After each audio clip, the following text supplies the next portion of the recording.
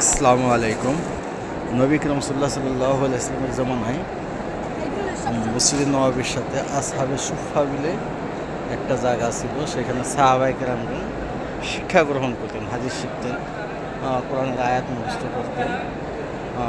ওইটা মূলত সেই সময়ের একটা মাদ্রাসা ছিল। সেই প্রচলনটা জারি রেখে এখনও মসজিদ নববীর ভিতরে এইভাবে এখনও মসজিদ নববীর একটা অংশ থেকে এইভাবে শিক্ষা সিস্টেম রাখা হয়েছে। এই যে এইগুলো দেখেন, সমস্ত এগুলো ছাত্র, ইনারা এই জায়গায় শিক্ষক গ্রহণ করতেছে। প্রত্যেকটা গ্রুপে একজন করে শিক্ষক নিযুক্ত করা আছে। শিক্ষক ইনাদেরকে শিক্ষা গ্রহণ করাই আছে। এখানে প্রত্যেক বিভাগেরই স্টুডেন্ট এই জায়গায় রয়েছে।